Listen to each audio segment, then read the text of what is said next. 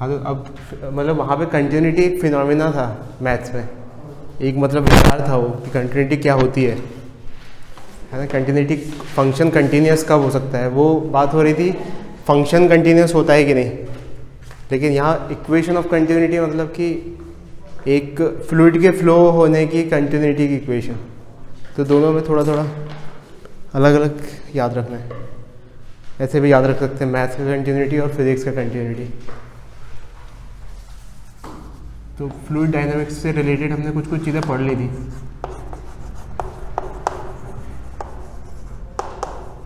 दो टाइप के फ्लो होते थे,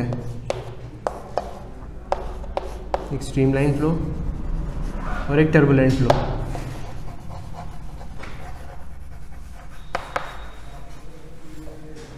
ठीक है, टर्बुलेंट फ्लो इज़ लाइक कि उलझे हुए बाल और स्ट्रीमलाइन फ्लो इज उलझे हुए बाल। तो हम अपने पूरे कन्फाइन करेंगे इस पे, अपने जितना भी डिस्कशन है केवल इन पे होगा। टर्बुलेंट फ्लो की टेंशन नहीं लेनी है अभी। तो अब अपन देखते हैं इक्वेशन ऑफ कंटिन्यूटी।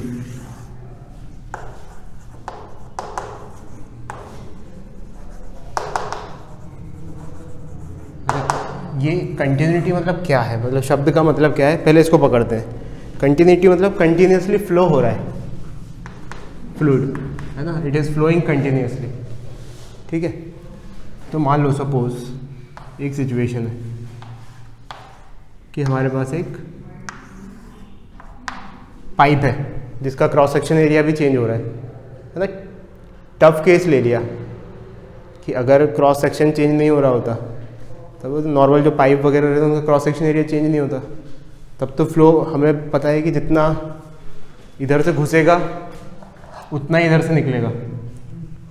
लेकिन यहाँ पे क्या होगा कि जितना वॉल्यूम अंदर जाएगा एक यूनिट इंटरवल टाइम में उतना ही बाहर आना चाहिए। एक यूनिट वॉल्यूम थोड़ा सा इधर चला गया एक यूनिट टाइम में, क्यों गया, मतलब केवल उस पर ही फोकस कर रहे हैं, और उतना ही कंटेंट यहाँ से बाहर निकल के आना चाहिए। ऐसा थोड़ी ज़्यादा थोड़ी निकल के आ जाएगा। ठीक है, मतलब सेम वॉल्यूम बाहर आना चाहिए, या कहें सेम मास बाहर आना चाहिए, है?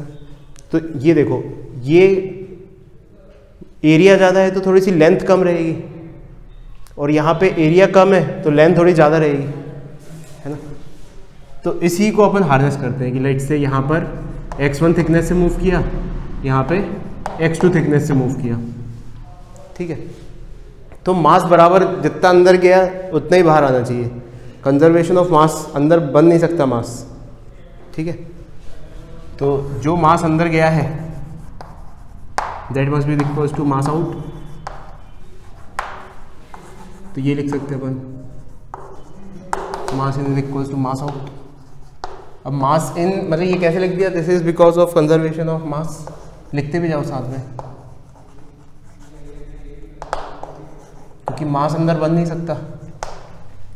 अब इस मास को हम किसी फॉर्मुलेशन में लिख देते हैं कि density is equals to mass upon volume.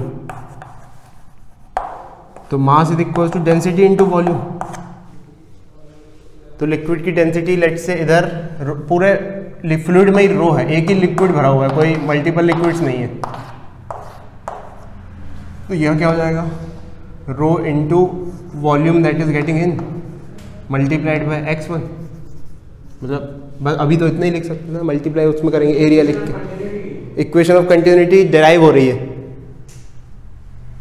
Equation of continuity क्या रटने कहा था, a1 v1 is equals to a2 v2, वो डेराइव कर रहे हैं अपन यहाँ पे।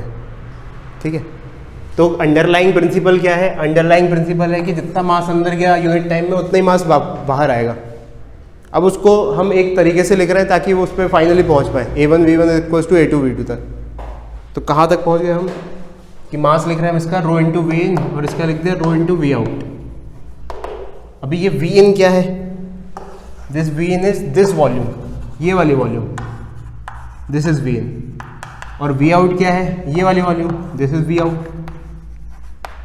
तो वी इन क्या होगा यहाँ पर, इसका cross section area, let's say cross section area is A, 1 और यहाँ पे cross section area is A2। तो यहाँ पे V इन क्या होगा, क्रॉस सेक्शन एरिया इनटू जितना वो मूव किया x1। सिमिलरली यहाँ पर क्या होगा, क्रॉस सेक्शन एरिया जितना भी मूव किया x2। तो यहाँ पे क्या लिखेंगे, यहाँ पे लिखेंगे rho into A1 x1 is equals to rho into A2 x2। x1 मतलब कितना पानी आगे बढ़ गया, जो अंदर घुसा उसने कितना घुसा दिया अंदर यूनिट टाइम में, और x2 क्या है, कितना दूसरे साइड से बाहर निकल गया। ठीक है, तो रो से रो कट जाएगा यहाँ पर क्योंकि सेम ही लिक्विड है। तो we are left with A1 x1 is equals to A2 x2। अब अगर इस इक्वेशन को एक बार डिफरेंशिएट कर दें टाइम के साथ d/dt, तो भी कोई फर्क नहीं पड़ेगा क्योंकि सेम टाइम में ये सब कुछ हो रहा है। तो अगर इसको डिफरेंशिएट किया तो A1 तो कांस्टेंट है, वो एरिया उधर का, ये जो जरा सा चेंज आया this is very small change, x1 is like very small. तो इसको अपन मान सकते हैं कि ये एरिया चेंज नहीं हो रहा इतने से ड्यूरेशन में। Similarly x2 is also very small, तो इसमें भी ये चेंज नहीं हो रहा। तो यहाँ से डिफरेंशिएट करके क्या कर सकते हैं, A1 V1, क्योंकि x का डिफरेंशिएशन क्या हो जाएगा, V1, x डिस्प्लेसमेंट, उसका differentiation velocity is equals to A2 V2। तो ये इक्वेशन ऑफ कंटिन्यूटी आ गई। ठीक है, तो इसमें हमने क्या किया, क्या अजम्पशन माना कि डेंसिटी कांस्टेंट होगी तभी हम ये काट सकते थे। तो यहाँ पे एक बहुत इंपॉर्टेंट चीज़ जो हमें याद रखनी है कि डेंसिटी मस्ट बी कांस्टेंट, तभी ये इक्वेशन वैलिड है, ये वाली इक्वेशन।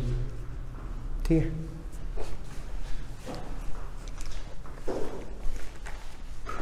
तो this is true only when density is constant.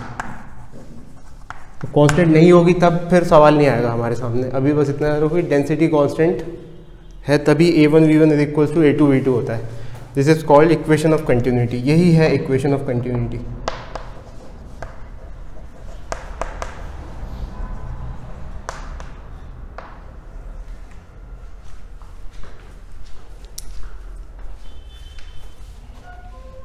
तो equation of continuity is valid on which principle law, कौन से प्रिंसिपल लॉ पे वैलिड है इक्वेशन ऑफ कंटिन्यूटी, बताओ जरा, तुम्हारे सामने है सब कुछ।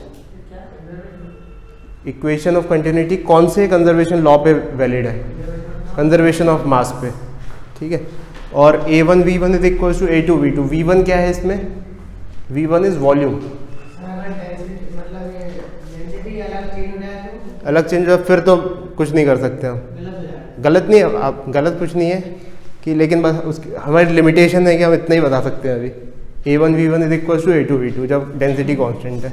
डेंसिटी कांस्टेंट नहीं है तो फिर ये पक्का यूज़ नहीं कर सकते, फिर क्या यूज़ करेंगे वो उसका कोई अंदाज़ा नहीं है। तो ये V1 क्या है इसमें, ये V1 बताओ आदर्श, ये V1 क्या है, वॉल्यूम है या वेलोसिटी है?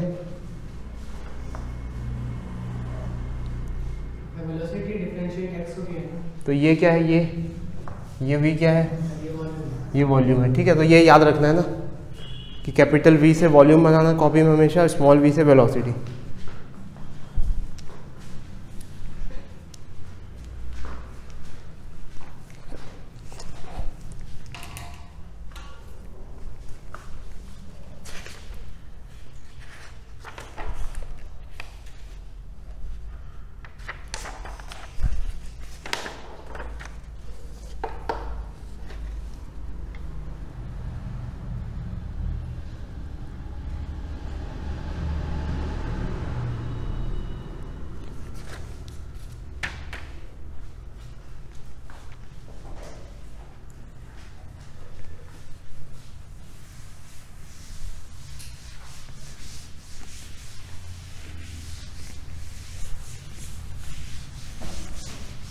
इसका मतलब क्या है, मतलब फाइनली फॉर्मुलेशन कैसे याद रखना है हमें,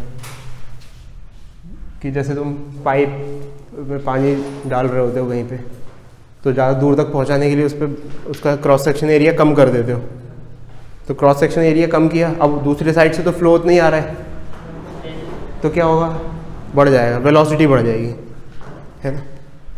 सिरिंज में हम यूज़ करते हैं इस फिनोमेना का कि हमारे खून के साथ वो बहुत ज़्यादा स्पीड में मिलना चाहिए, बट उतनी तेज़ी से हम फेंक के नहीं मार सकते,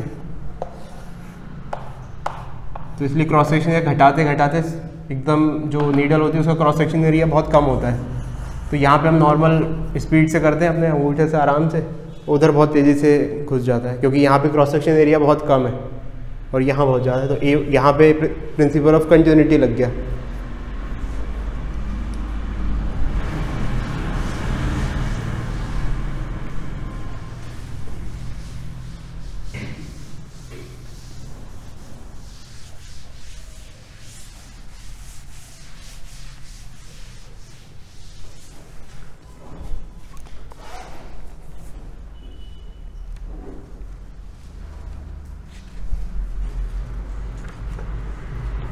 ठीक है, अब देख लेते हैं बर्नौलीज प्रिंसिपल।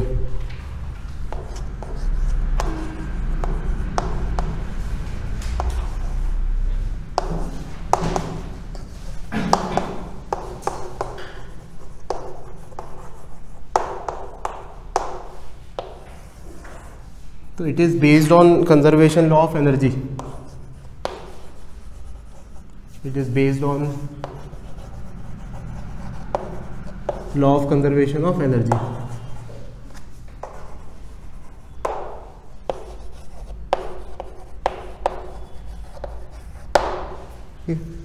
तो फ्लोइंग फ्लूइड के पास क्या क्या एनर्जीज हो सकती हैं। कोई फ्लूइड बह रहा है, जैसे नदी में बाढ़ आ गई तो खतरनाक रफ्तार से फ्लूइड बहता है, और ऊपर से पानी फेंक दिया नीचे, तो ऊपर तो स्लो था, नीचे आ गया, काइनेटिक एनर्जी में कन्वर्ट हो, ऊपर उसके पास पोटेंशियल एनर्जी थी। तो इसके अलावा पोटेंशियल एनर्जी और काइनेटिक एनर्जी तो हम इमेजिन कर लेते हैं। एक और टाइप की एनर्जी होती है, इसको मैं पीई लिख देता हूँ। एक और टाइप की एनर्जी होती है, दैट इज प्रेशर एनर्जी। तो इमेजिन करो तुम गुब्बारे में हवा भर रहे हो, भरे जा रहे हो एक पॉइंट पे, और एक पॉइंट पे आके वो फट गया हो, तो क्या गैसेज अंदर ऐसा तो नहीं कि उसके हिट मार रही थी, उसके उस पर कुछ आग लग गई थी उसके अंदर, कोई हीट एनर्जी भी नहीं थी, कैसे फट गया वो? तो प्रेशर एनर्जी की वजह से, है ना। हवा भर रहे हो किसी टायर में, भरते भरते वो फूट गया, तो वो कहाँ से फूटा? वो कोई उसको उछाला नहीं था हवा में, ना उसकी पोटेंशियल एनर्जी चेंज करी थी, ना उसको फेंका था कहीं, काइनेटिक एनर्जी डाली थी उसके अंदर। तो एक डिफरेंट टाइप की एनर्जी भी होती है, that is called pressure energy.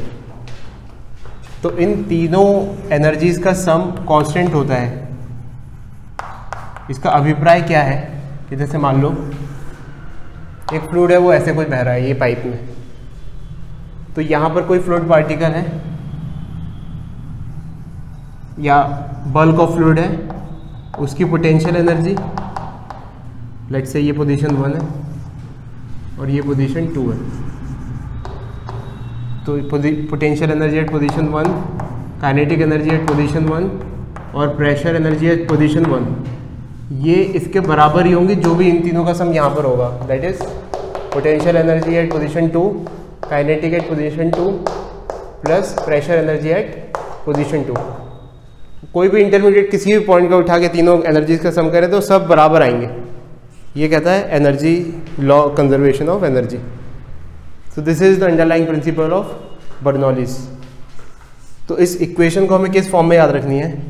तो इसको ऐसे देखो, पोटेंशियल एनर्जी का फॉर्मूला पता है हमें, mgh, ना, ये ग्रेविटेशनल पोटेंशियल एनर्जी की बात ही हो रही है, प्लस हाफ mv²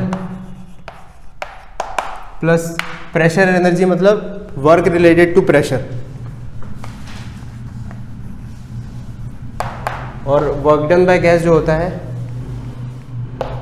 वो P.dV होता है। ऐसे याद रख सकते हो। कैसे आया ये वर्क डन? जो हमें बचपन में रटा था वो था क्या, F.dx, ठीक है।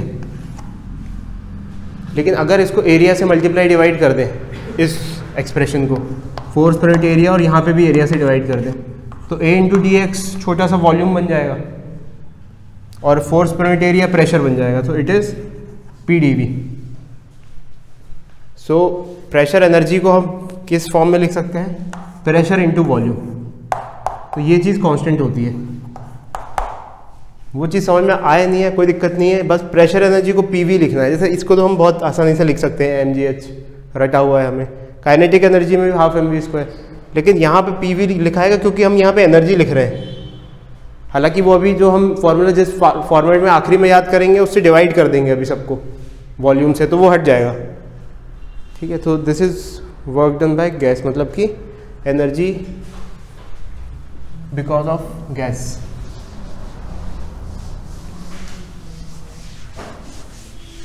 तो इसको अगर हमने डिवाइड कर दिया वॉल्यूम से तो ये भी चला जाएगा वॉल्यूम से, ये भी चला जाएगा, ये भी चला जाएगा। तो ये तो v से v कट गया। यहाँ पे मास, यहाँ पे ये v अलग है, ये v स्मॉल v है, ये कैपिटल V है। तो मास पर यूनिट वॉल्यूम क्या, डेंसिटी हो जाएगा। सिमिलरली यहाँ पर मास पर यूनिट वॉल्यूम, ये भी डेंसिटी हो जाएगा। तो ये कुछ इस फॉर्म में इक्वेशन बन जाएगी, ρgh plus half rho v square plus p is equals to constant. ये हमें अल्टीमेटली याद रखनी है।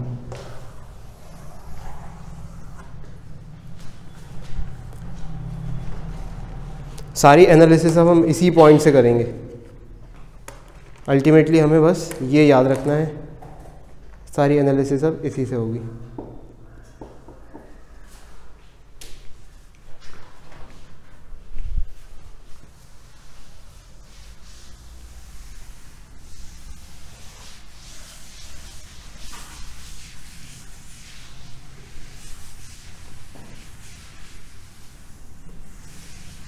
तो इस बर्नौलीज़ थ्योरम की वजह से हम बहुत सारे नेचुरल फिनोमेना एक्सप्लेन कर पाते हैं, और कुछ ऐसे नेचुरल फिनोमेना जो एग्जिस्ट नहीं करते हैं उसे हम कल्टीवेट कर सकते हैं। जैसे तुम्हें बचपन से सवाल दिमाग में घुसा होगा कि how does an airplane flow.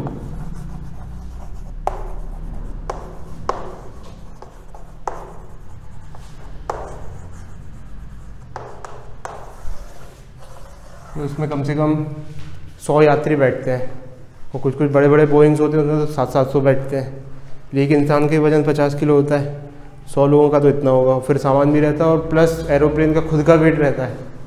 वो बढ़िया चले जा रहा है हवा में, हम छत से कूदे 100% विदाउट एनी लो प्रोबेबिलिटी कि हम नीचे ही गिरेंगे, बट वो उड़े जा रहा है।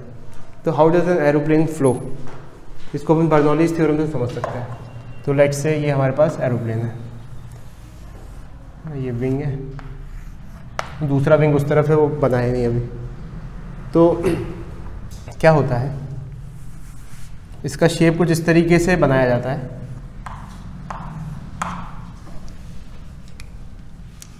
कि हवा ऐसी आ रही है, एकदम यूनिफॉर्म हवा है यहाँ पे। मतलब एक्चुअली हवा नहीं आ रही, ये एरोप्लेन ही जा रहा है, तो एरोप्लेन के रिलेटिव देख रहे हैं हम। तो यहाँ पे सभी यूनिफॉर्म स्पीड से आ रही है हवा, लेकिन इसका शेप ऐसा बनाया जाता है कि इधर साइड तो स्पीड तेज़ हो जाती है, बहुत तेज़ी से जाती है, लेकिन इधर पे ऐसे निकल जाती है हवा, तो यहाँ पे कुछ हवा नहीं बचती, स्पीड कम हो जाती है हवा की। तो इसको अपन ऐसे बना लेते हैं कि यहाँ पे स्पीड बहुत ज़्यादा है हवा की और यहाँ पे बहुत कम है। ठीक है, इसका मतलब कि यहाँ पर काइनेटिक एनर्जी ज़्यादा है और यहाँ पर कम है। अब फ्लूइड है, ये हवा भी फ्लूइड है, तो तीनों एनर्जीज का सम सेम होना चाहिए। तो यहाँ पर अगर काइनेटिक एनर्जी कम है, यहाँ पर काइनेटिक एनर्जी ज़्यादा है, और ये लगभग सेम ही हॉरिजॉन्टल लेवल पे है। धरती से अगर ये 5 किलोमीटर ऊपर उड़ रहा है या 1000 मीटर भी ऊपर उड़ रहा है, तो ये वाली डिस्टेंस और ये वाली डिस्टेंस की हाइट लगभग सेम ही है, तो पोटेंशियल एनर्जी भी सेम है दोनों की। तो कौन सा फैक्टर है ऐसा जो इसको कंपनसेट कराएगा, वो है प्रेशर वाला। तो इसका मतलब यहाँ पे प्रेशर ज़्यादा है और यहाँ पर प्रेशर कम है इस तरफ। तो उसका इम्प्लीकेशन क्या, प्रेशर फोर्स लगा रहा है बॉडी पर, तो इस तरफ से फोर्स लगेगा ज़्यादा। एरिया तो दोनों साइड सेम ही है, क्रॉस सेक्शन एरिया जो इधर है वही इधर है। प्रेशर ज़्यादा होने की वजह से यहाँ पे लग गया ज़्यादा फोर्स और यहाँ पे लग रहा है कम फोर्स, तो इसको एक अपलिफ्ट मिलता है। तो ये चलता जाता है। तो दो एट्रीब्यूट्स की वजह से एरोप्लेन उड़ता है। एक तो बहुत तेज चलता है इस वजह से, एरोप्लेन जो है वो बहुत तेज़ी से रनवे पे जब बहुत सफिशिएंटली दौड़ लेता है तब फिर वो पकड़ पाता है फ्लाइट, ऐसे खड़े खड़े हेलीकॉप्टर की तरह ऐसे नहीं उड़ता। और दूसरा एट्रीब्यूट कि उसका चोंच जो है वो ऐसी बनाई जाती है कि इधर की एयर ब्लॉक हो जाए, ऊपर निकले सारी एयर, तो इस वजह से उसको अपलिफ्ट मिलता है, तो उड़ जाता है।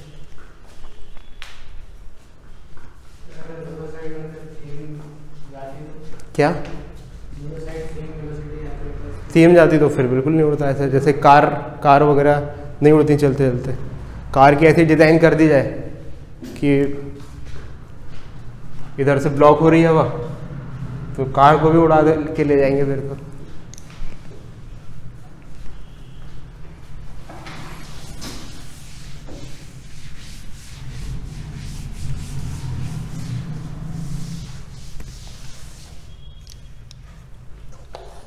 फिर next question, how does cricket ball swing? नहीं, हेलीकॉप्टर में से नहीं होता। हेलीकॉप्टर में देखो क्या सिस्टम है, मान लो ये हेलीकॉप्टर है, तो यहाँ विंग्स लगी हुई हैं,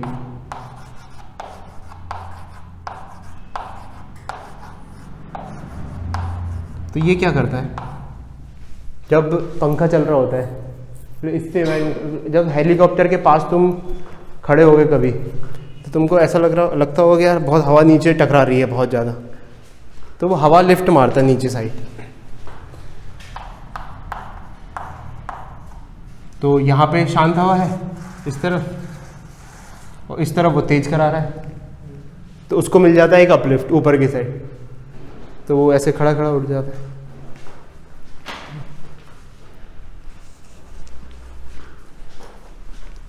तो तुमने देखा हो हेलीकॉप्टर ज़्यादा डिस्टेंस के लिए काम नहीं आते, लंबी दूरी के लिए, ऐसी बस एक शहर में इधर से उधर जाने के लिए हेलीकॉप्टर काम आता है। तो how does cricket ball swing?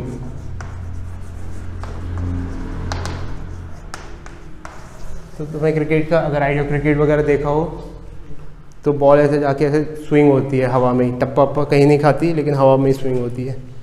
और फास्ट बॉलर स्विंग कराते हैं बॉल को, ठीक है, स्पिनर टप्पा खा के स्पिन कराते हैं, तो वो तो स्पिन का यूज़ कर रहे हैं यहाँ पे, यहाँ स्पिन का कोई यूज़ नहीं है, तब भी स्विंग हो रही है, तो वो समझते हैं क्यों होती है। तुमने देखा होगा बॉलर्स या फील्डर्स बॉल को ऐसे थूक लगा घिस रहे होते हैं, तो वो क्यों लगाते हैं? वो लगाते हैं इस वजह से क्योंकि स्विंग कराना उन्हें। तो एक तरफ शाइनी सरफेस रहता है और एक तरफ से रफ हो जाती है बॉल, एक तरफ शाइनी सरफेस है, एक तरफ से रफ हो गई। शाइनी सरफेस मतलब वो थूक लगा घिस रहा है, उस पर तो शाइन करते रहता है वो हमेशा। तो जब बॉलर ऐसे बॉल फेंकता है तो इधर से हवा आ रही होती है, तो यहाँ पे तो सेम स्पीड की हवा है यूनिफॉर्मली, लेकिन रफ के पास तो थोड़ी स्लो हो गई हवा, और जो शाइनी सरफेस है वहाँ से तो तेज़ी से निकल गई। तो इसका मतलब यहाँ पे काइनेटिक एनर्जी ज़्यादा है, यहाँ पे काइनेटिक कम है, तो इसको कंपनसेट कर, same horizontal level potential energy का झंझट ही नहीं, तो प्रेशर इस तरफ ज़्यादा होना चाहिए और इस तरफ कम होना चाहिए। तो जिस तरफ ज़्यादा प्रेशर उस तरफ से वो धक्का देती है, उस तरफ ज़्यादा फोर्स लगता है, और यहाँ पे कम धक्का देती है, तो इस तरफ ये चला जाता है बॉल स्विंग होके। क्या? हाँ, तो ये रिवर्स, मैंने अब तुम क्रिकेट आती है तुम्हें, तो ये जो मैंने बताई है ये रिवर्स स्विंग है। ये तो रिवर्स स्विंग मतलब बॉल एकदम पुरानी हो जाती है एक तरफ से, दूसरी तरफ रफ, तो रिवर्स स्विंग होती है। दूसरी होती है जो शुरुआत में अपन कराते हैं, जो फर्स्ट बॉलर फेंकता है, तो वो कैसे स्विंग होती है बताओ, मतलब वो क्या टैलेंट है बॉलर का? तो कलाइयों का टैलेंट नहीं है। तो कलाइयों से वो क्या टैलेंट दिखाते हैं, वो ग्रिप को एक एक्सिस पर घुमाते हैं, जैसे ये ग्रिप है तो इसको एक ही एक्सिस पे घुमाते हैं। जैसे स्पिनर दिमाग नहीं लगाता ऐसे फेंकते हुए, वो तो पूरा घुमा देता है बॉल को, स्पिन करा देता है, लेकिन ये इनका टारगेट रहता है कि इस ऐसी ग्रिप में घुमा के फेंकूं कि ये ऐसी एग्जैक्टली ऐसी ही घूमती रहे, मतलब ये ऐसी ना हो जाए या ये कहीं ऐसी ना हो जाए, इसी पोजीशन पे रहे ग्रिप, तो उसकी ग्रिप थोड़ी सी चढ़ी हुई रहती है जब नई बॉल रहती है ना, थोड़ी सी ऊपर ज़रा सी। तो जब यहाँ से हवा आती है तो ग्रिप में उलझ के इधर से तो स्लो हो गई, लेकिन इधर से तेज़ हो गई। तो यहाँ पे काइनेटिक ज़्यादा, यहाँ कम, यहाँ पे प्रेशर ज़्यादा, यहाँ कम, फिर स्विंग मार जाती है बॉल। ठीक है, तो जब शुरुआत में तुम बॉलर रहते ना तो वो थोड़ा ऐसा टेढ़ा करके फेंकते बॉल को, देखना। रिवर्स स्विंग के टाइम एकदम सीधी फेंकते हैं, क्योंकि अब ग्रिप तो बची नहीं, ग्रिप में हवा तो उलझनी नहीं है। अब कैसे हवा उलझा सकते हैं? एक तरफ रफ बना के, एक तरफ शाइन करा के। तो ये सिचुएशन रहती है।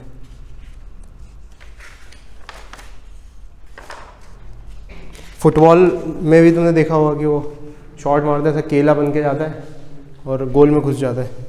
तो वहाँ तो फुटबॉल में तो ऐसे नहीं उठा के चाटते उसे, ऐसे तो नहीं कि उसे शाइन कर रहे हैं, ऐसा नहीं देखा होगा। फिर क्यों हो जाती है वो?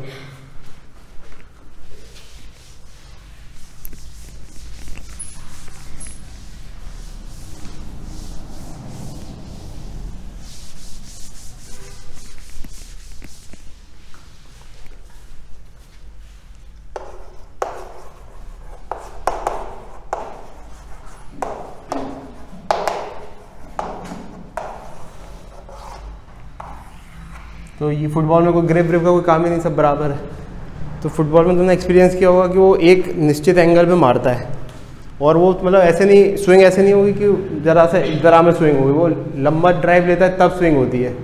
मतलब कि वहाँ से मारता है वो कम से कम मिड पॉइंट से। तो क्या करता है वो, इसकी मान लो सपोज एक्सिस ऐसी है, तो वो कुछ ऐसे शॉट मारता है कि ये गोल गोल घूमना शुरू हो जाए। एक एग्जैक्टली यहाँ पे धक्का नहीं देगा वो ऐसे मारेगा कि कुछ गोल भी घूमती जाए और आगे भी बढ़ती जाए। तो इमेजिन करो ये एक्सिस इसकी ऐसी है और ये गोल घूम रही है, ठीक है, ऐसे फुटबॉल गोल घूम रही है, हवा नहीं है, ये फुटबॉल है। और हवा उस तरफ से आ रही है, इनसाइड द प्लेन से। हवा जो है वो इधर से आ रही है, इधर से। फुटबॉल के जाने की दिशा है अंदर की साइड। तो देखो इस छोर पे जो हवा, इस छोर पे जो हवा आ रही होगी वो इसका डायरेक्शन, इसका सेंस ऑफ रोटेशन उसे काट रहा होगा, और जो इधर पे हवा आ रही होगी उसका सेंस ऑफ रोटेशन इसको सपोर्ट कर रहा होगा। तो ओवरऑल स्पीड यहाँ पे ज़्यादा हो जाती है, यहाँ पे कम हो जाती है। इस वजह से यहाँ पे प्रेशर ज़्यादा हो जाता है, यहाँ कम हो जाता है। तो इसको एक इधर ड्रैग मिल जाता है, हाई प्रेशर से लो प्रेशर से स्विंग हो जाती है। तो फुटबॉल की जो एट्रीब्यूशन है स्विंग की, वो उसके स्पिन पे डिपेंड करती है, स्पिन की वजह से। ठीक है, तो ये बर्नौलीज थ्योरम के कुछ कुछ वो है ये।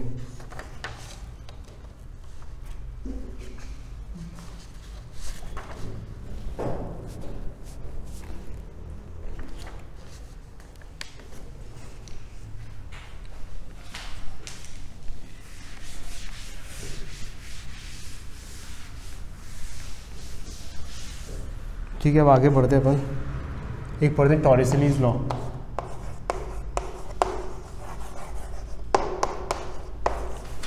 ये भी एक्चुअली बर्नौलीज प्रिंसिपल की सहायता से ही आया है। सबसे पहले तो समझते हैं होता क्या है ये। तो अगर तुम्हारे पास कुछ ऑब्जेक्ट है, उसको तुमने h हाइट से ड्रॉप किया, ठीक है। अगर तुम्हारे पास कोई ऑब्जेक्ट है, उसको तुमने h हाइट से ड्रॉप किया, तो यहाँ पे गिरते टाइम उसकी स्पीड क्या होगी? तो कैसे कर लेते हैं वो, कर लगा लेते हैं v is equal to u plus 80 या v square minus u square is equal to 2s, ये वाली लगा लेते हैं। तो v is equal to 2asg and h is h का अंडर रूट। तो ये √2gh होता है। तो टॉरिसलीज ने क्या कहा कि अगर तुम्हारे पास कोई स्टैटिक फ्लूइड रखा हुआ है,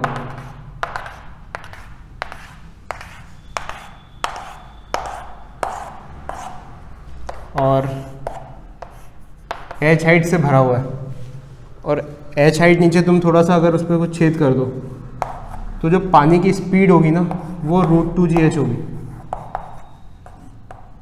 पानी या कोई भी फ्लूइड। ये बात समझ में आ रही है? तो रिलेट करके उसने कहा दिस इज टॉरसिलीज लॉ, ये टॉरसिलीज लॉ होता है। तो टॉरसिलीज लॉ क्या कहता है कि अगर हमने एच हाइट पानी और हनी की, हनी और पानी की हाइट एक है तो हाँ, हनी मतलब शहद, हाँ, फिर क्या होगा? तो ये अभी जो भी ये सब जो भी अपन पढ़ रहे हैं वो ये मान के पढ़ रहे हैं कि नॉन विस्कस फ्लूइड है, फ्रिक्शन अभी कंसिडर नहीं किया हमने।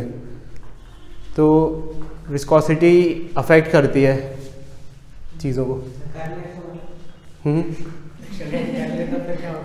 इसका होगा कम हो जाएगी फिर उसकी स्पीड, शहद की, हनी की कम हो जाएगी।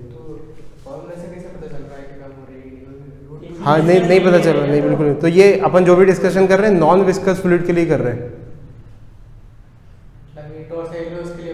हाँ, तो ये समझ में, ये याद रह पाएगा तुम्हें?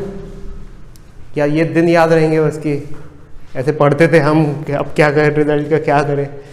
मैं तुम्हारी क्यूरियोसिटी निकल के उभर के निकल के आती है, वो तुम्हारे मार्क्स में रिफ्लेक्ट नहीं होगी क्योंकि तुम्हें चीज़ें याद नहीं रह पा रही हैं। तो इसको तुम एक कंस्ट्रक्टिव फीडबैक की तरह लो कि तुम्हें फोकस बढ़ाना चाहिए अपना, मतलब एक एब्जॉर्बेंस ज़्यादा रखना चाहिए सीखने के लिए। मतलब एक वो कहावत सुनी होगी तुमने कहीं कि अपन जैसे कोई भी चीज़ सीख रहे हैं तो अगर ऐसे पत्थर मार के सीखेंगे किसी चीज़ को तो बहुत डिफ़िकल्ट है सीखना, लेकिन ऐसा कैच करने के पॉइंट ऑफ व्यू से सीखेंगे तो ज़्यादा याद रख पाएंगे अपन चीज़ों को। तो अभी जैसे अपन बहस तो अपन दिन रात सुबह शाम कर सकते हैं, अल्टीमेटली पढ़ क्यों रहे हम ये सब कि एग्ज़ाम में हम सही मार्क्स लेके आ पाएँ, कहीं सिलेक्शन हो पाए। तो तुम फोकस चीज़ याद रखो कि ये क्या है, एग्जैक्टली किस पॉइंट को अपन को पकड़ना है।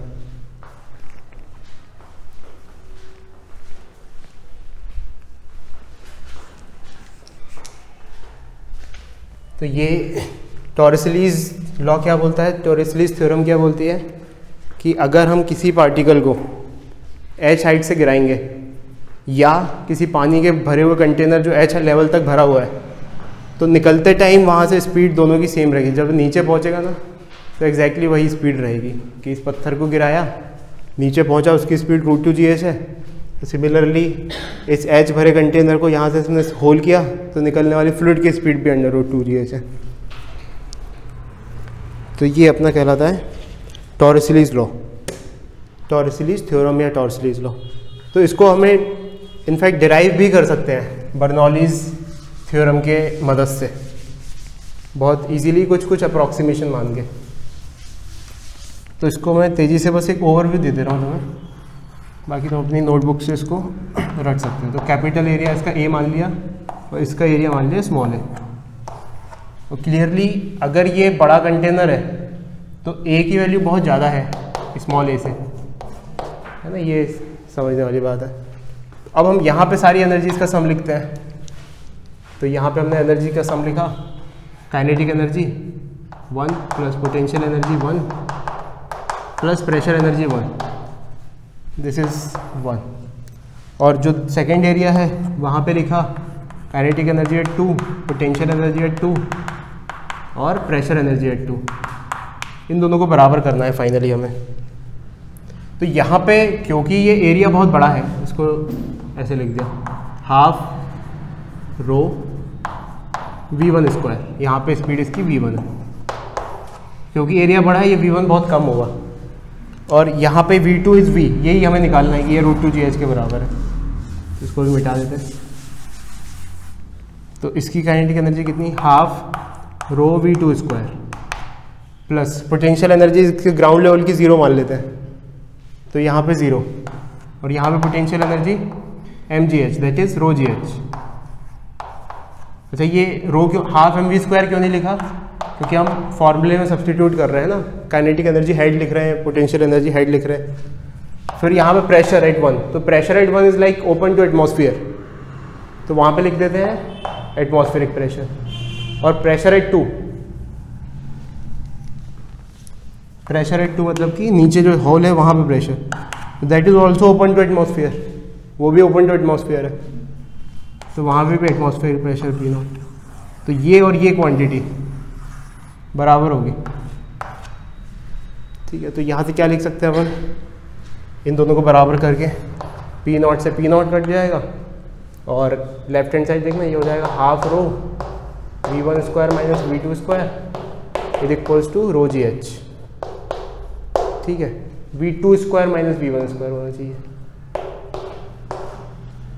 तो अब यहाँ से क्या कर सकते हैं, इस तरफ रो से रो कट गया, ये 2 इधर चला गया 2GH, यहाँ पे V2 square minus V1 square. और अब क्योंकि एरिया बड़ा है, एरिया इसका बहुत बड़ा है सेकंड वाले का, तो इक्वेशन ऑफ कंटिन्यूटी वैलिड होनी चाहिए, A1V1 is equals to A2V2। तो क्योंकि एरिया बहुत बड़ा है, ये कैपिटल ए है और ये स्मॉल ए है, तो इसका मतलब V2 की वैल्यू को बहुत बड़ी होनी चाहिए इसके कंपेरेटिव। तो this value is very which bigger than this value, V2 is greater than V। तो जबकि V2 स्क्वायर को कंपेयर करना है हमें, तो V2 स्क्वायर तो और ज़्यादा बड़ा होगा V1 स्क्वायर से। तो इसके टर्म्स में V2 के टर्म्स में अपन V1 को नेगलेक्ट कर सकते हैं, तो this is neglected, this is neglected. तो ये क्या हो गया, V2 square is equals to 2GH और V2 हो गया इसका अंडर रूट। तो ये कैसे हमने कर दिया, बर्नौलीज इक्वेशन की मदद से टॉरसेलीज लॉ को प्रूफ कर दिया। ये आ रहा है समझ में, लिखते जाओ फटाफट।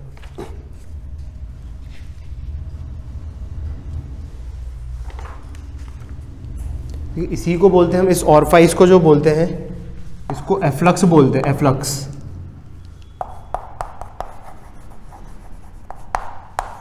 एफ्लक्स मतलब कुछ छेद या कुछ होल, ऐसा कुछ।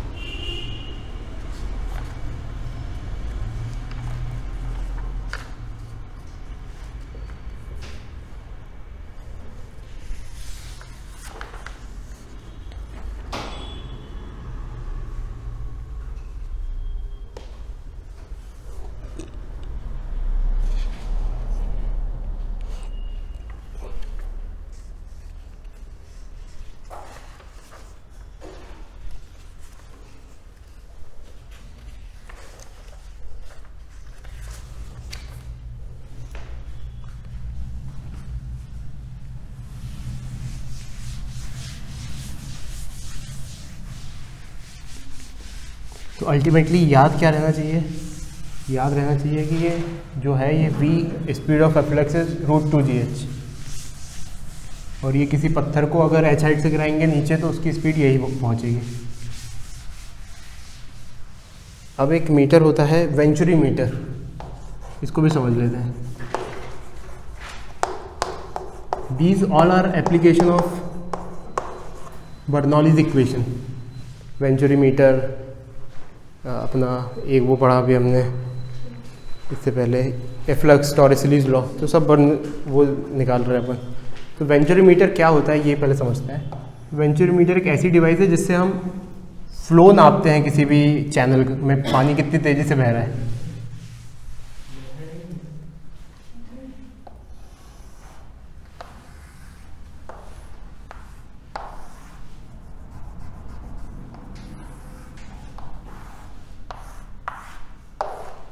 Venturi meter is a device to measure the flow.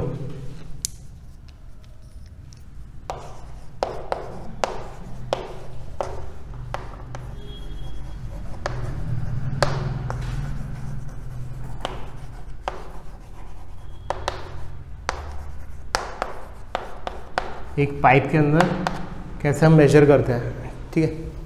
तो मान लो इमेजिन करो ये हमारे पास एक पाइप है,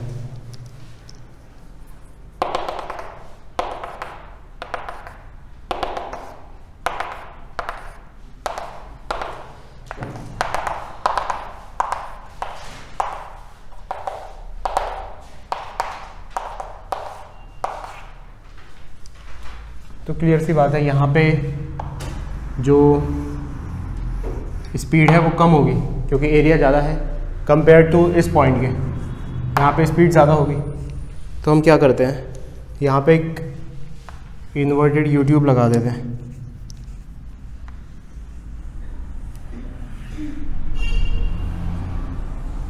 ये लग गया इन्वर्टेड यू ट्यूब। तो अब क्या होगा,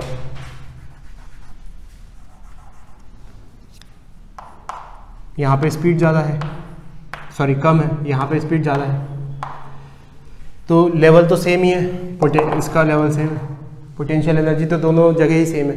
तो डिफरेंस कौन लेके आएगा, डिफरेंस लेके आएगा यहाँ पे प्रेशर। तो मतलब कुल मिला के यहाँ पे प्रेशर ज़्यादा होगा, यहाँ प्रेशर कम होगा। तो अब ये अगर प्रेशर किसी तरीके से नाप लें हम तो बात बन जाएगी। तो क्या होगा कि अगर मान लो प्रेशर डिफरेंस कुछ भी नहीं होता, तब तो इसमें अगर कोई फ्लूइड भरा होता जैसे मरकरी या कुछ इस वाली ट्यूब में, तो वो सेम लेवल पे रहता। बट इधर प्रेशर तो ये ज़्यादा धक्का मार देगा इस तरफ, तो वो लेवल कुछ ऐसा शिफ्ट हो जाएगा, है ना, दूसरे कलर का।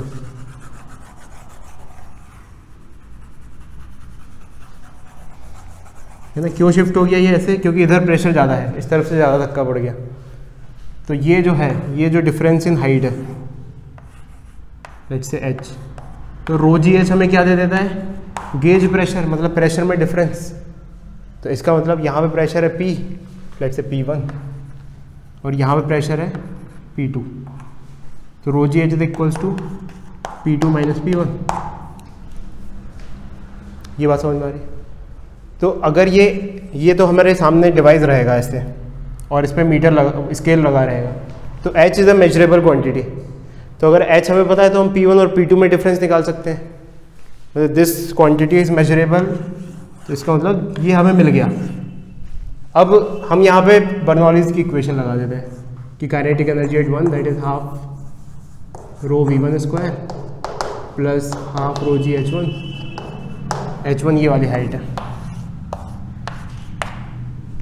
प्लस जो भी प्रेशर है यहाँ पर P1, this must be equals to सारी चीज़ें एट सेकेंड, तो half rho V2 square plus half rho g H2 और H1 बराबर ही है ना। यहाँ ये भी सेम लेवल पे है, ये भी सेम लेवल पे है, तो H1 और H2 बराबर है, तो H1 ही लिखो यहाँ प्लस P2। तो अब देखना ये वाली चीज़ और ये वाली चीज़ तो सेम है, तो कट गई। अब ये वाली चीज़ को इस तरफ लेके आ गए हम, ठीक है। So it is half rho V1 square minus V2 square, और प्रेशर को उस तरफ ले गए, तो वो क्या हो गया P2 माइनस P1, और P2 माइनस P1 किसके बराबर है, रो जी एच के, दैट इज़ मेजरेबल क्वांटिटी। तो यहाँ से क्या हो जाएगा, ये half rho V1 square minus V2 square is equals to P2 minus P1 that is rho g h. ये वाला h क्या है, ये वाला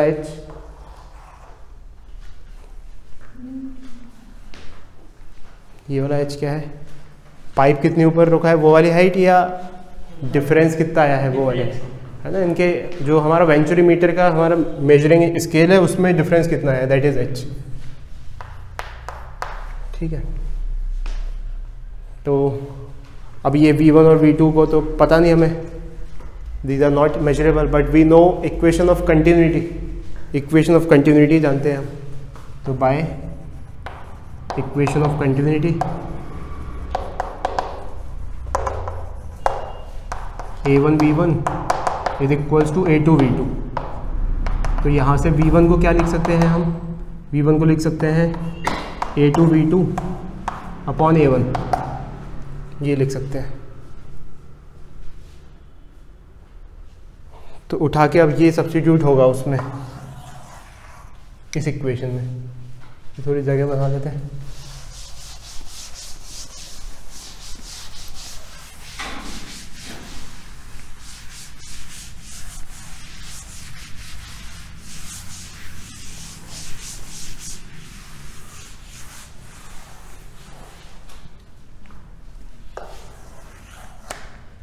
तो वो देखना वहाँ से फिर कंटिन्यू कर रहे हैं इस इक्वेशन से, यहाँ से, तो उसमें उठा के V1 रख रहे हैं, ये उठा के, तो ये हो गया हाफ रो कॉमन, फिर V1 स्क्वायर, तो V1 स्क्वायर हो गया A2V2 अपॉन A1 का स्क्वायर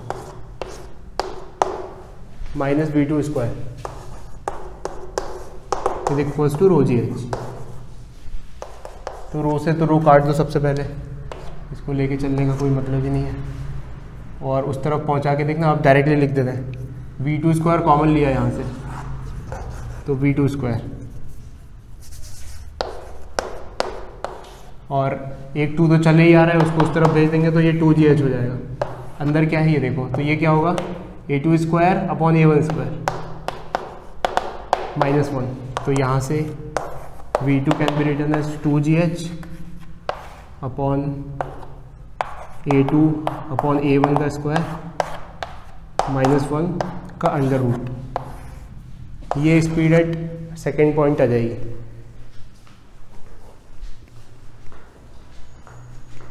तो हमें एरिया कैसे निकालेंगे? एरिया तो निकाल सकते हैं क्योंकि पाइप का डायमीटर निकाल लेंगे उससे, that is measurable quantity, area is. तो ये सब मेजरेबल क्वांटिटी हैं, A2 A1 ये सब फिक्स्ड है पाइप के, और H हमने वो पाइप घुसेड़ के लगा लिया स्मॉल h, तो मेजरेबल क्वांटिटी है। तो ऐसे हमें स्पीड मिल गई, पाइप को बिना तोड़े स्पीड मिल गई। जैसे नर्मदा पाइपलाइन में चेक करना है कितनी तेज़ पानी बह रहा है, तो काट के देखेंगे थोड़ी कि कितने से बह रहा है, तो वहाँ पे ऐसे पिंच करेंगे वो मशीन को, डिफरेंस निकल के आएगा, तुरंत बता देंगे कि हाँ भाई ये है। बट कंडीशन क्या है कि ये A2 A1 अलग अलग मिलने चाहिए हमें, क्योंकि अगर A2 A1 बराबर हो गए, सेम क्रॉस सेक्शन के हो गए, तो इसकी वैल्यू क्या हो जाएगी 1, तो 1 माइनस 1 0, और अपॉन में है तो इन्फिनिटी, तो यूजलेस इन्फॉर्मेशन दे देगा वो। तो ऐसे वेंचुरीमीटर जहाँ लगाते हैं वहाँ पे चैनल का शेप भी थोड़ा सा चेंज करते हैं ताकि नाप सकें ज़रूरत आने पर कि कितनी तेज़ पानी बह रहा है ना। तो यहाँ पे क्या लिख सकते हैं हम, A2 and A1 are different.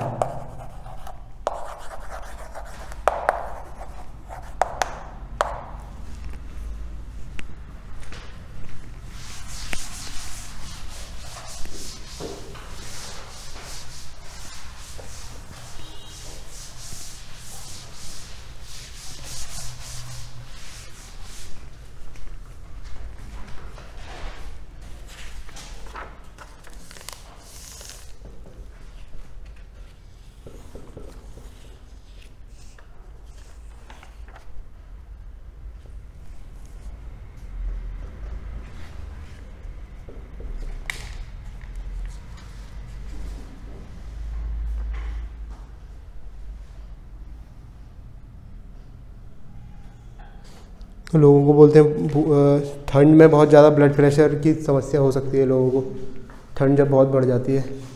तो क्या होता है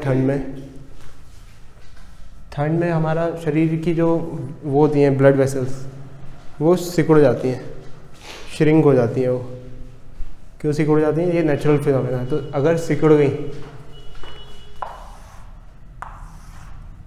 कॉन्ट्रैक्ट हो गई, तो नॉर्मली मान लो गर्मियों में ऐसी थी, बहुत ज़्यादा ठंड पड़ गई तो कुछ श्रिंक हो गई है, तो एरिया कम हो गया, क्रॉस सेक्शन एरिया, स्पीड बढ़ जाती है। स्पीड बढ़ गई मतलब तेज़ बह रहा है, ब्लड प्रेशर बढ़ गया।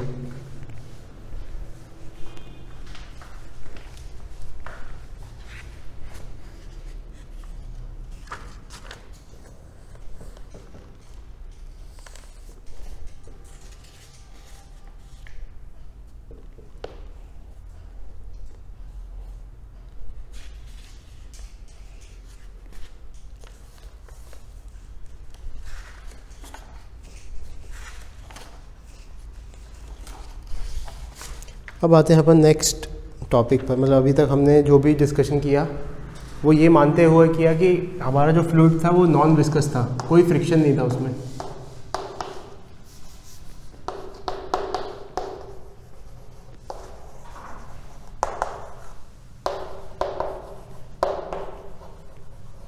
आइडियल फ्लूइड था, उसमें कोई नॉन विस्कोसिटी वाली प्रॉपर्टीज़ नहीं थी।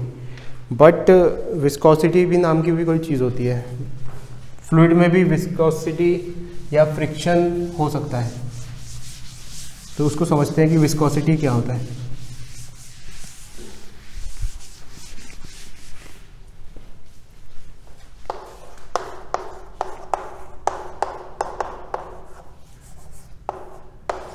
तो ये अपनी एक तुमने देखा होगा शहद को घुमाते हो चम्मच से और पानी को घुमाते हो तो अलग फील आता है, ग्लिसरीन को घुमाते हो तो अलग फील आता है।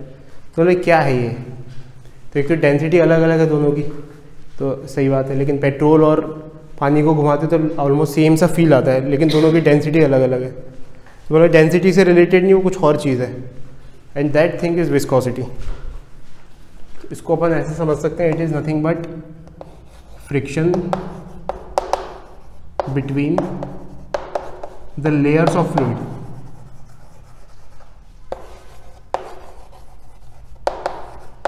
आपस में वो एक दूसरे की लेयर्स पे फ्रिक्शन लग रहा है, इस वजह से उसको हार्ड हो जा रहा है थोड़ा घुमाना, ठीक है। तो इसको समझते हैं कि मान लो जो लिक्विड है वो बहुत सारी लेयर्स से बना हुआ है,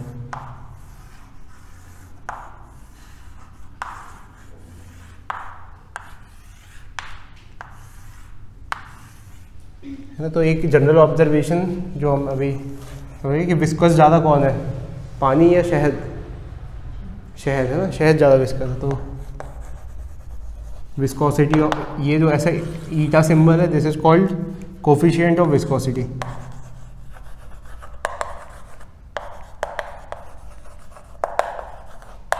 जैसे वो कोफिशिएंट ऑफ फ्रिक्शन होता था वहाँ पे, जैसे कोफिशिएंट ऑफ विस्कोसिटी। तो ये दिमाग में ऑन रखना, याद रखने के पॉइंट ऑफ व्यू से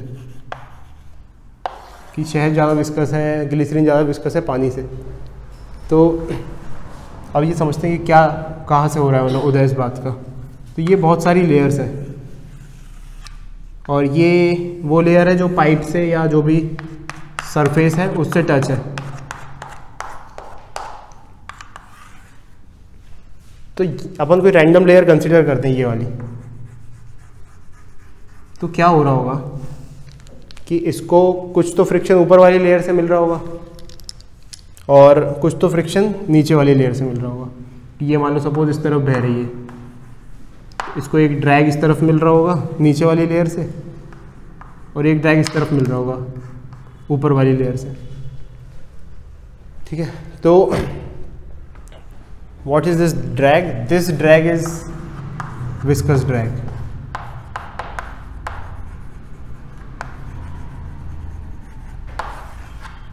ये समझ में आ रहा है? तो इस वजह से एक टफनेस महसूस हो रही है जब हम घुमा रहे हैं किसी पार्टिकल को, और जितना ज़्यादा कोफिशिएंट ऑफ विस्कोसिटी होगा, जितनी ज़्यादा ईटा होगा, उतना ज़्यादा वो विस्कस ड्रैग होगा। सो ईटा इज़ मटेरियल प्रॉपर्टी की, शहद के लिए कुछ और है, it is called coefficient of viscosity।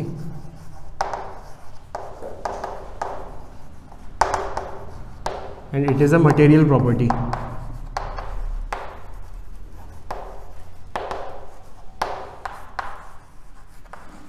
शहद के लिए कुछ और है, पानी के लिए कुछ और है, और जितना ज़्यादा विस्कस होगा उतना ज़्यादा उसका ईटा होगा।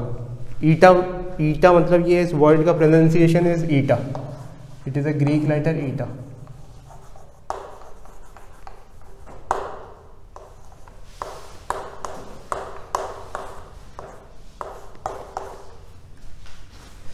तो जितना ज़्यादा कोफिशिएंट होगा उतना ज़्यादा विस्कस होगा फ्लूइड।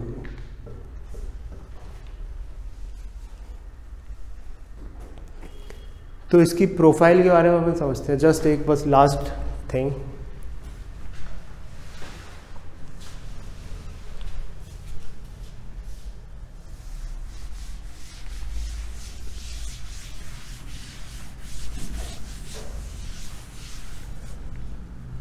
क्या इतने बड़े बड़े नहीं बना रहे, बस ऐसे बना दे रहे लेयर्स को, ये बन गए लेयर्स। और सबसे नीचे वाली जो लेयर है वो टच है, जिस भी सरफेस से पानी टच है या फ्लूइड टच है। तो ऐसा मान के चल लेते हैं हम कि जो एकदम लास्ट वाला जो लेयर होगा वो तो सरफेस से चिपक के रह जा रहा होगा। असलियत में ऐसा नहीं होता है, लेकिन मान लिया अभी डिस्कशन के लिए। तो इसकी स्पीड 0, ठीक है, इस वाली लेयर की। फिर इसकी स्पीड थोड़ी सी ज़्यादा, 0 से ज़्यादा, क्योंकि ये इसको इस पर फिसला रहा होगा, क्योंकि फ्लूइड का फ्लो उस तरफ है, तो इसकी थोड़ी ज़्यादा, और फिर अगले वाले की थोड़ी और ज़्यादा, फिर अगले वाले की और ज़्यादा, और सबसे ज़्यादा इस सरफेस वाले की। तो हम इसके वेरिएशन को कुछ ऐसा देख लेते हैं, ठीक है, वेलोसिटी वेरिएशन को कुछ इस तरीके से देख लेते हैं कि यहाँ पे तो 0 ग्राफिकली, यहाँ पे तो 0, फिर बढ़ते बढ़ते यहाँ पे पहुँच के v हो गई, दिस इज़ v, ये v बढ़ते बढ़ते फाइनली ये v हो गई, ठीक है। So this is called velocity profile.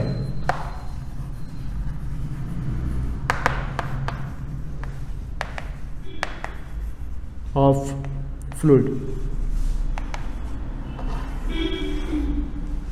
तो ये थॉट दिमाग में आ सकता है कि ये वेरिएशन लीनियर ही क्यों है, ऐसा क्यों नहीं हो गया क्वाड्रेटिक, या क्यूबिक क्यों नहीं हो गया, या साइनोसोडल क्यों नहीं हो गया, ठीक है। तो ये हमारे अभी लिमिटेशन में है कि हम केवल लीनियर ही पढ़ेंगे, हो सकता है क्वाड्रेटिक भी हो सकता है, साइनोसोडल भी हो सकता है, बट हमें किस पे फोकस करना है अभी, लीनियर। तो यहाँ पे दो बातें याद रखनी कि वेलोसिटी यहाँ 0, यहाँ पे v, और ये जो है this is linear change, linear. तो इसको लीनियर मानते हुए हम विस्कोसिटी वाला फॉर्मूला लिखेंगे कि ये वेलोसिटी कैसे हम निकाल सकते हैं, वेलोसिटी विस्कोसिटी को नापते हुए कि विस्कोसिटी पता है हमें, तो वेलोसिटी कैसे निकाल सकते हैं, ठीक है। फिर उसके बाद एक स्टोक्स लॉ पढ़ेंगे। नेक्स्ट क्लास में क्या क्या है वो देख लेते हैं, अभी जस्ट टॉपिक्स ताकि तुम याद रख सको।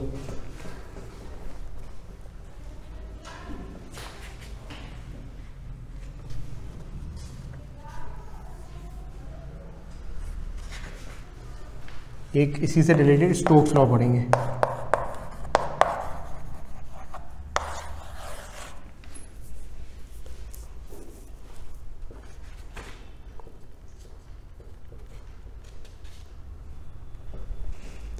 स्टोक्स लॉ क्या बोलता है, एक मैं इसका ज़रा सा तुम्हें बता देता हूँ। Stokes law is nothing but एक टाइप का एक और फोर्स, जैसे अभी बॉयंट फोर्स पढ़ा हमने। बॉयंट फोर्स क्या फोर्स है, अब थ्रस्ट है वो, है ना, वो विस्कस फ्लूइड की विस्कोसिटी पे डिपेंडेंट नहीं है वो, बट वो फोर्स तो लगेगा ही, चाहे फ्लूइड विस्कस हो चाहे नहीं हो। लेकिन अगर विस्कस फ्लूइड हो तो फिर और ज़्यादा लगेगा। इमेजिन करोगे तुम एक ग्लिसरीन के समंदर में तैर रहे हो, और इमेजिन करो पानी के समंदर में तैर रहे हो, तो ज़्यादा टफ तैरना कहाँ पे होगा, ग्लिसरीन के समंदर। तो बॉयंट फोर्स तो दोनों में लग रहा है, लिक्विड डिस्प्लेस तो तुमने किया डेंसिटी के हिसाब से, बॉयंट फोर्स तो लग ही रहा है तुम पे। लेकिन जिस तुम बहाव को टकरा के काट रहे हो, जो एक विस्कोसिटी को काट रहे हो, विस्कसनेस को काट रहे हो, दैट इज विस्कस फोर्स। तो स्टोक्स लॉ में विस्कस फोर्स की वैल्यू बताता है,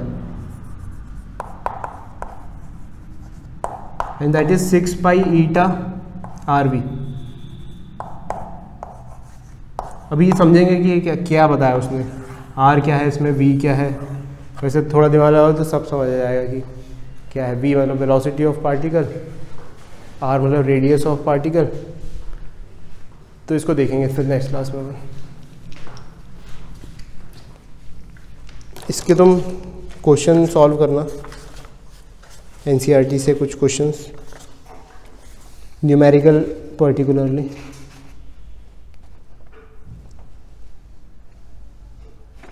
इसकी मैं DC पांडे भी तुम्हें भेज दूंगा, सो इसकी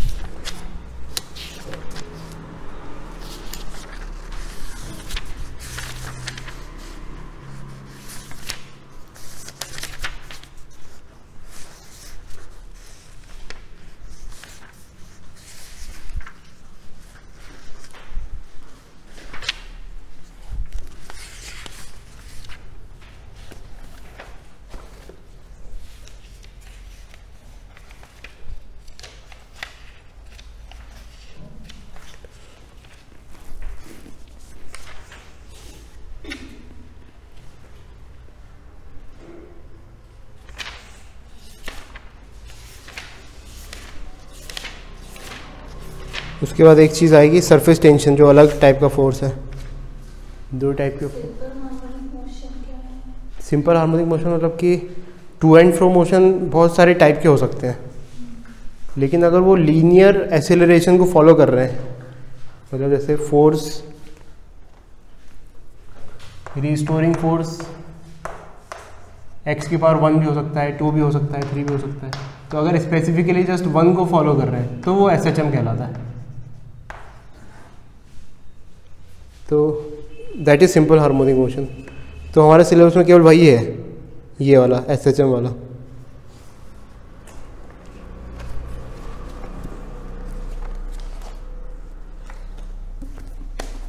तो उसमें टू एंड फ्रो मोशन जो होते हैं उसमें केवल एक ही टाइप का मोशन वो पढ़ेंगे, दैट इज सिंपल हार्मोनिक।